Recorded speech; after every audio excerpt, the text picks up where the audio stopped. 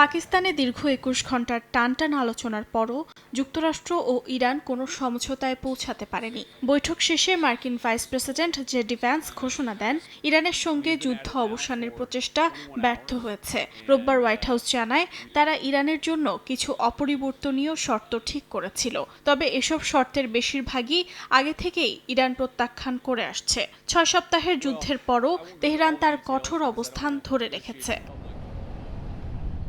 যুক্তরাষ্ট্রের শর্তগুলোর মধ্যে ছিল ইরানকে সব ধরনের ইউরেনিয়াম সমৃদ্ধকরণ বন্ধের পাশাপাশি তাদের প্রধান পারমাণবিক স্থাপনাগুলো ভেঙে ফেলতে হবে। এছাড়া মাটির নিচে রাখা প্রায় ৪০০ কেজির বেশি উচ্চমাত্রার ইউরেনিয়াম তুলে দিতে হবে।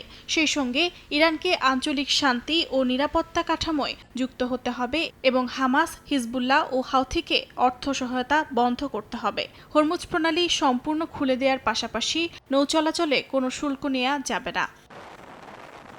তবে বিশ্লেষকদের মতে ইরানের শর্ত এখনই মেনে নেয়ার সম্ভাবনা কম। হরমুজ প্রণালী এখনও বন্ধ থাকায় তেহরান মনে করছে তাদের হাতে বড় ধরনের চাপ সৃষ্টির ক্ষমতা রয়েছে।